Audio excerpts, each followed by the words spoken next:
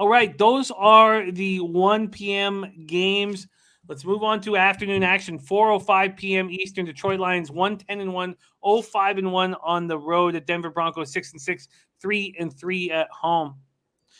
Birdie said, if I had to bet a side, it would 100% be Seattle. So Seattle's D has been really good. Houston can't score. I think 17-3 is a real possibility here. It would be Seattle if I had to. And Birdie did get the under at 44. Nice job. All right.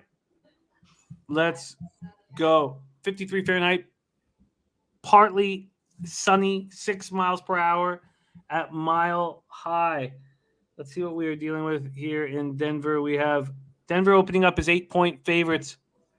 Pinnacle's moved to 8 cents. So Pinnacle, if you want Denver at -8, it's plus 103. So 7.5.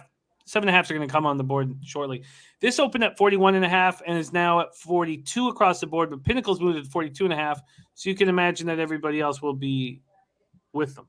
Ron Crawford says spreadsheet stat play Denver. Terrence said Lions won the Super Bowl last week. They're in vacation mode.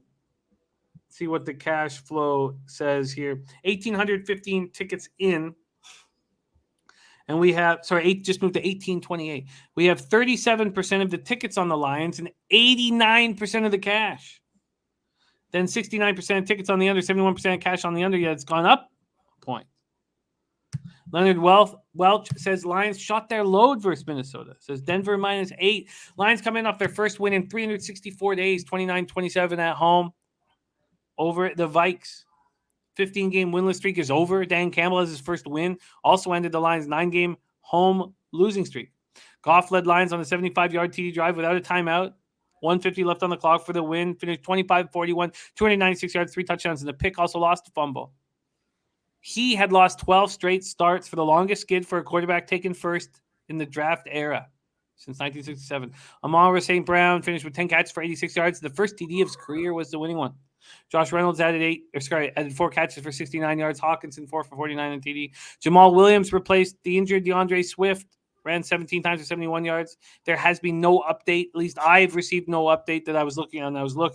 So if anyone knows, he's just listed as questionable as far as I have it. Charles Harris had 2 sacks, 4 quarterback hits. Lions as a team had 3 sacks and 8 quarterback hits. Tracy Walker had 11 tackles. Defensive tackle Nick Williams with a left hand and wrist injury. Cornerback Jerry Jacobs were hurt during the game. Williams isn't on the injury report, so looks as good to go. Jacobs listed as questionable. Center Evan Brown's been put on the COVID list. List is out. Bobby Price, quarterback, defensive tackle John Penasini, offensive tackle Matt Nelson, and linebacker Jalen Reeves-Maybin were inactive last week and are listed as questionable this week.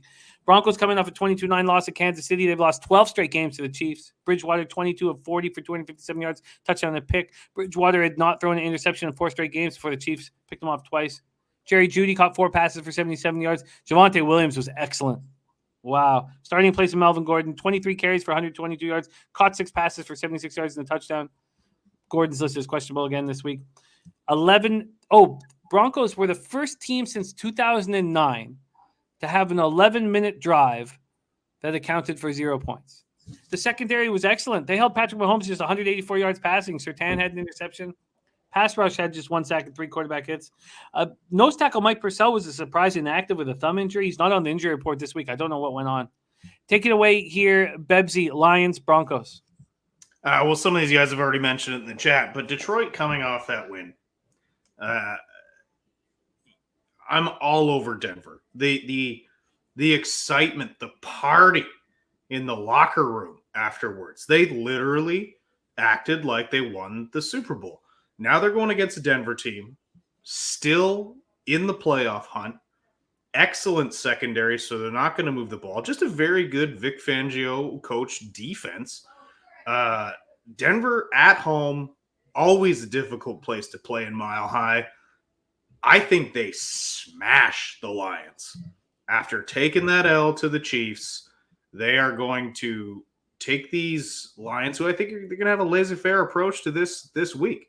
You know, you got your win. You're not going to go winless now. Dan Campbell and Jared Goff hugged. It was so cute seeing Jared Goff get a hug from his head coach. His last head coach hated his guts. I was happy for Jared Goff. I'm all over Detroit. I'm all over Denver. I think the Broncos absolutely smashed the Lions this week. Well, let's see. Can we get you a 7.5? Yes, we can. The first 7.5 is on the board. And look at that. Talk about Circa giving nice numbers. It's only at minus 105. Let's do it, baby. That's a nice number. Broncos minus 7.5 at minus 105 for Bebsie. It's available at Circa Sports. Steven Martinez looking at the Javonte over props wise. Alex Ramirez agreeing with you on Denver.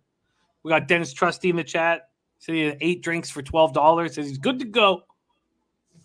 Mr. Funmonk says Denver defense number 1 in the red zone last year and this year. Under seems to be the play. What do you think of this total? Bebsie? It opened at 41.5 and has gone up to 42. It's about to go up to 42.5. I see an under because I don't see Denver having to put up that many points. Again, excellent secondary. And this is a defense that, a lot of people thought maybe because they were giving up on Von Miller, they were giving up on the season. That's not the case. They're still doing great. And they don't have a great opponent to face. So I would say under. That would be my bet if I had to make one. I don't. Turnsey taking Denver minus 9.5 at plus 115. Team total under on Detroit might be a look. I just looked at it. 16.5 at bet 365, heavily juiced to the under, minus 125 to the under. Yeah, I'm not going to bet it, but I don't see them getting 2 touchdowns and a field goal.